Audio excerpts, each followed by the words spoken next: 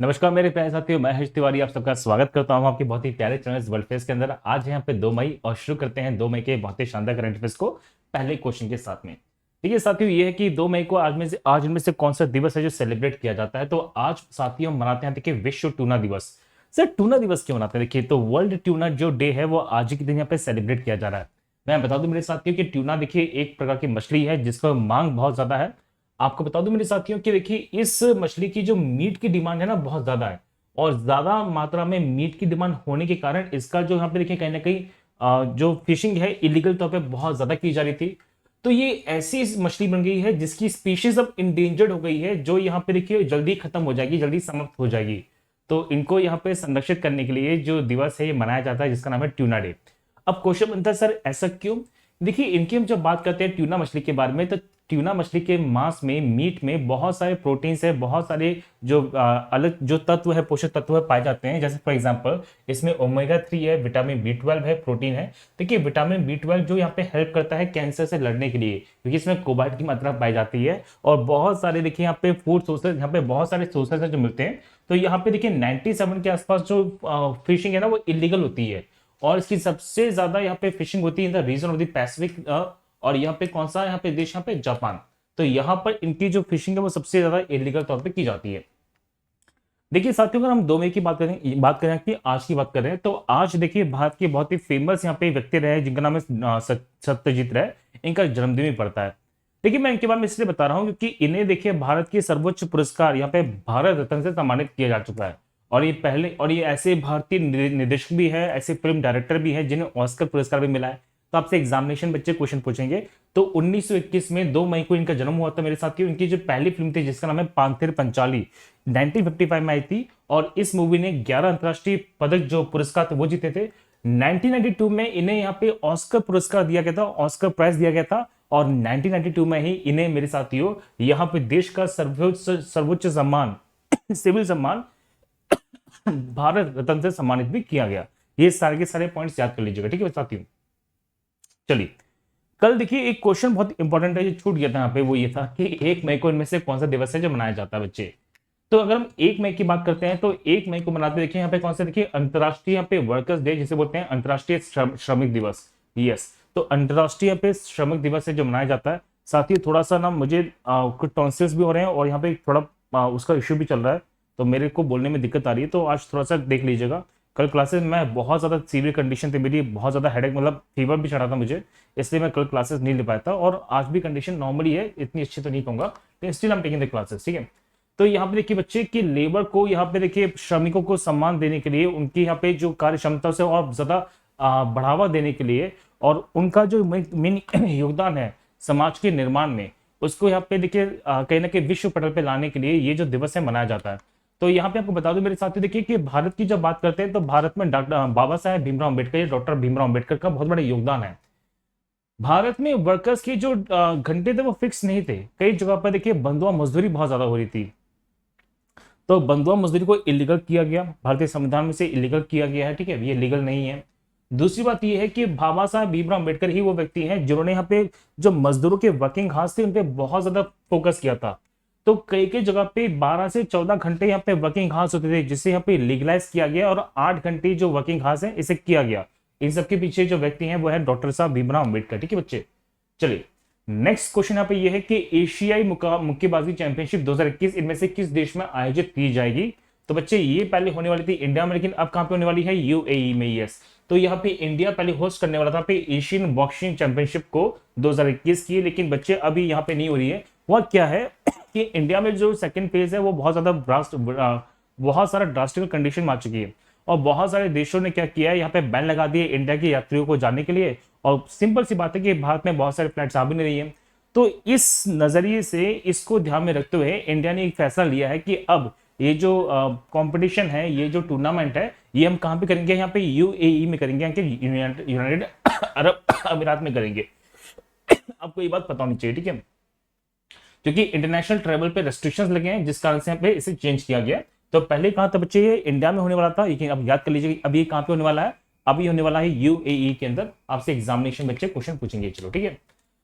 चलो next question यहाँ पे ये है कि यहाँ पे दुनिया का सबसे लंबा जो पैदल यात्री पुल है वो किस देश में शुरू किया गया है। बहुत सिंपल क्वेश्चन है, इंपॉर्टेंट भी है, याद कर लीजिएगा। तो ये शुरू किया गया कहाँ पे, देखिए पुर्तगाल के अंदर। यस, तो पुर्तगाल के अंदर मेरे साथियों यहाँ पे माउंटेन पड़ता है जिसका नाम है रॉक स्ट्रीवर माउंटेन। कौन सा पे, रॉक स्ट्रीवर माउंटेन।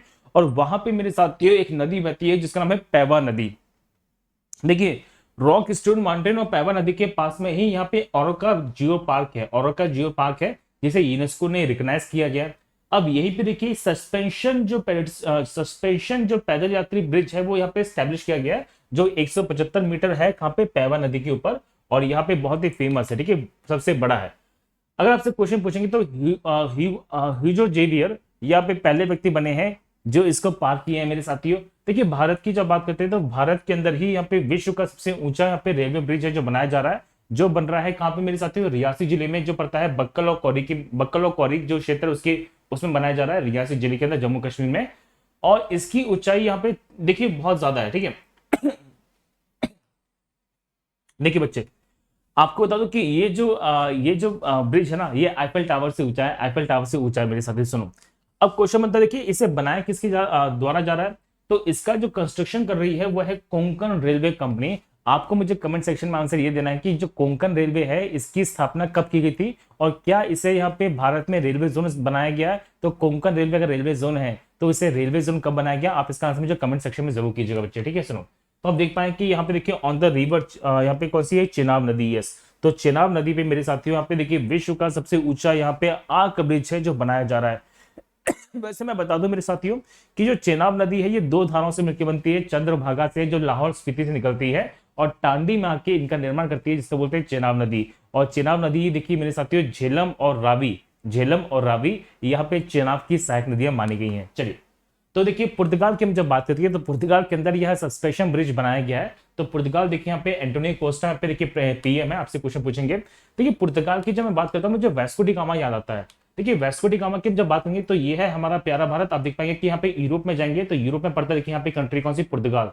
और यही से देखिए एक कनारी जलधारा है जो नीचे भी आती है, ठीक है। सुनो अब सुनो, यहाँ पे देखिए स्ट्रेट ऑफ जिब्राल्टर भी है। तो यहाँ पे देखिए राजधानी कौन सी पे, लिप्सन है, आप देख पाएंगे बच्चे।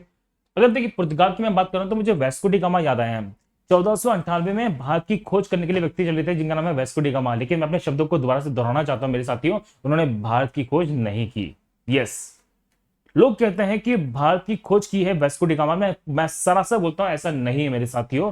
भारत के लिए समुद्री मार्ग की खोज की है, यहाँ पे सी रूट की खोज करने वाले जो व्यक्ति है वो हो सकते हैं वास्को डी गामा। लेकिन भारत तो अनादिकाल से चलता आ रहा है मेरे साथियों। भारत का इतिहास बहुत पुराना है। जब यहाँ पे पश्चिम के देश यहाँ पे कपड़े पहनना नहीं जानते थे तब हमारे देश ने यहाँ पे साहित्य लिख दिए थे। इतना वर्चस्व है हमारे देश का, इससे कोई कॉम्प्रोमाइज हो ही नहीं सकता। तो देखिए वास्को डी गामा ने भारत के लिए समुद्री मार्ग की खोज की है, सत्य बात यह है। तो देखिए आए थे यहाँ पे, देखिए पूरा का पूरा अफ्रीका का चक्कर लगा के और यहाँ पे केप ऑफ गुड होप से कहां पहुंचे, कैलिकट पहुंचे थे। और यहाँ पे जोमोरिन ने इनका भव्य स्वागत किया था। चलिए अब क्वेश्चन पूछेंगे आपसे नेक्स्ट बचा ये है इंपॉर्टेंट क्वेश्चन ये है कि भी हाल ही में किस पूर्व अटॉर्नी जनरल का निधन हो गया है। देखिए बात आ रही है अटॉर्नी जनरल की, तो ये नाम आपसे पूछेंगे बच्चे, इसलिए मैंने ये क्वेश्चन मैंने यहाँ पे कंसिडर किया है। इसका सही आंसर पे सोली सौरभ जी। अगर सही मायने में देखा जाए तो उनका पूरा नाम है सोली जहांगीर सौरभ जी। आपको बता दो मेरे साथियों कि भारत के अंदर सबसे बड़ा जो कानून मंत्री होता है, देखिए भारत सरकार का कानून ऐसे कर सकते हैं कि भारत सरकार का जो सबसे बड़ा वकील कह दीजिए वो कौन पे, अटॉर्नी जनरल है। अगर भारत सरकार पे कोई केस करता है तो भारत सरकार की तरफ से उस केस को प्रेजेंट करने वाला जो व्यक्ति वो अटॉर्नी जनरल है। तो भारत का सबसे बड़ा यहाँ पे सबसे बड़ा देखिए जो कानूनी सलाहकार है वो यहाँ पे अटॉर्नी जनरल कह सकते हैं। तो आप कह सकते हैं देखिए the largest law officer of the India. चलो बच्चे अगर बात की जाए यहाँ पे देखिए, हम जब बात करते हैं यहाँ पे सोली जहांगीर सौरभ जी के बारे में, तो ये भारत के 7वें अटॉर्नी जनरल थे और ये दोबारा से बने हैं भारत के अटॉर्नी जनरल पे 11वें नंबर पे। देखिए ये पहले ऐसे अटॉर्नी जनरल हैं जो 2 बार यहाँ पे अटॉर्नी जनरल बनाए गए थे। अटॉर्नी जनरल की हम जब बात करते हैं तो इंडियन कॉन्स्टिट्यूशन के अंदर यहाँ पे आर्टिकल 76 में इनका वर्णन है। आर्टिकल 76 में वर्णन किया गया, आपसे पूछेंगे मेरे साथियों, और इसका वर्णन पड़ता है संविधान के भाग नंबर 5 में, in the part 5 of Indian constitution, article number 76। Bharat के पहले अटॉर्नी जनरल कौन थे? तो भारत के पहले जो अटॉर्नी जनरल थे मेरे साथी वो थे यहाँ पे MC शीतलवाड़ जी, और यहाँ पे वर्तमान में जो अटॉर्नी जनरल यहाँ पे कौन है, के वेणुगोपाल जी हैं। वैसे के वेणुगोपाल जी का जो कार्यकाल है वो बढ़ा दिया गया था, पिछले साल ही खत्म हो रहा था, ठीक है, 1 साल के लिए इनका कार्यकाल बढ़ा दिया गया। इससे पहले कौन था पे, मुकुल रोहतगी थे, ये आपको याद करनी पड़ेंगी सारी सारी बातें। तो वर्तमान में जो अटॉर्नी जनरल है वो कौन पे, के वेणुगोपाल है। आपसे एग्जामिनेशन में कुछ बच्चे क्वेश्चन पूछेंगे। अच्छा, अगर ये क्वेश्चन पूछा जाए कि भारत के कितने अटॉर्नी जनरल हैं जिन्होंने 2 बार अपना कार्यकाल रिपीट किया है, 2 बार वो अटॉर्नी जनरल बने, तो आंसर याद करिए, यहाँ पे 2 व्यक्ति है। देखिए, तो पहले व्यक्ति यहाँ पे कौन है, सोली जहांगीर सरब जी हैं, और दूसरे व्यक्ति बच्चे यहाँ पे कौन है, मिलन के बनर्जी है। तो मिलन के बनर्जी देखिए यहाँ पे 9वें और यहाँ पे आई थिंक 12वें नंबर पे दोबारा से बने थे अटॉर्नी जनरल। यस, तो 2 ऐसे व्यक्ति हैं जो 2 बार यहाँ पे भारत में अटॉर्नी जनरल बनाए गए हैं।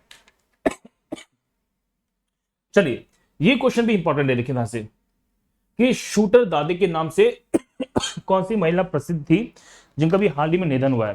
सर, आप निधन वाले क्वेश्चन ज्यादा ले रहे हैं। बच्चे, मैं निधन वाला क्वेश्चन ले रहा हूं, मैं आपको उस व्यक्ति पे फोकस कर रहा हूं, फोकस व्यक्ति पे। देखिए, मैंने एक ही क्वेश्चन से कितने सारे फैक्ट्स हैं जो आपको बता दिए। बच्चे कमेंट करेंगे सर निधन वाले क्वेश्चन क्यों ले रहे हो। बच्चे, मैं वो वाला क्वेश्चन नहीं ले रहा, मैं आपको बस उसमें से फैक्ट बता रहा हूं कि ये क्वेश्चन पूछेंगे आपसे, ठीक है। चलो, तो शूटर दादी की हम जब बात करते हैं मेरे साथियों, देखिए बहुत ही फेमस रही है जिनका नाम है चंद्र तोमर। देखिए, ये है शूटर दादी जी। आप देख पाएंगे कि यहाँ पे शूटर दादी कहते हैं। वैसे 2 व्यक्ति थे मेरे साथियों, यहाँ पे चंद्र तोमर और प्रकाशी तोमर। तो प्रकाशी जिंदा जी हैं, अभी जिंदा है, चंद्रो जी का देहांत हो गया है। मैं क्यों कह रहा हूं, देखिए भारत में और विश्व में सबसे पुरानी यहाँ पे शार्प शूटर्स में से एक यहाँ पे कौन सी, चंद्र तोमर जी और प्रकाशी तोमर जी। और आपको बता दो कि देखिए बॉलीवुड ने इनके ऊपर मूवी बनाई है जिसका नाम है सांड की आंख। देख पाएंगे यहाँ पे ये, जिसमें देखिए तपसी पन्नू और भूमि पेडनेकर ने इनका रोल निभाया था। तो एग्जामिनेशन की पॉइंट ऑफ व्यू से यहां से इंपॉर्टेंट बन जाता है। चलिए, फिर क्वेश्चन बनेगा यहाँ पे नेक्स्ट, ये है कि अभी हाल ही में किस राज्य ने आशीर्वाद योजना के तहत अपनी राशि को बढ़ाकर 51,000 कर दिया है। देखिए, आशीर्वाद योजना बहुत ही फेमस योजना मानी गई है पंजाब राज्य की, और पंजाब राज्य ने इसमें देखिए हाइक कर दिया है। तो पंजाब राज्य ने क्या किया है, देखिए बालिकाओं के विकास के लिए और बहुत सारी इसमें यहाँ पे योजना को बढ़ावा देने के लिए, उनके उत्थान के लिए इस योजना को बढ़ावा दिया है। इसमें दूसरी बार हाइक की गई है। पहली बार जब हाइक की गई थी मेरे साथी, तो इसमें 15,000 की नामी राशि थी, जिसे बढ़ा के 21,000 कर दिया गया था। और अभी यहाँ पे कैप्टन अमरिंदर सिंह ने घोषणा कर दी है कि मैं यहाँ पे इस योजना के तहत यानी कि आशीर्वाद योजना के तहत 21,000 की राशि को बढ़ा के 51,000 करने वाला हूं। ये आपसे क्वेश्चन पूछेंगे। आप जानते हैं कि अभी यहाँ पे कैप्टन अमरिंदर सिंह ने सोनू सूद को यहाँ पे देखिए as a brand ambassador appoint किया था for the covid vaccination programme.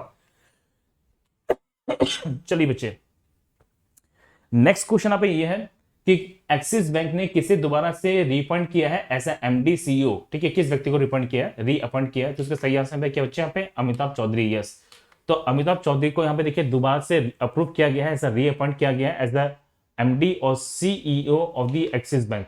तो देखिए, इनका जो रीअपॉइंटमेंट कार्यकाल है वो शुरू होने वाला है 1 जनवरी 2022 से, और ये देखिए 3 साल यानी दिसंबर 31 2024 तक अपने पद पे रहने वाले हैं। आपसे क्वेश्चन सिंपल पूछेंगे, ठीक बच्चे। नेक्स्ट क्वेश्चन यहाँ पे ये है कि 1 मई को इनमें से कौन सा डे है जो सेलिब्रेट किया जाता है बच्चे।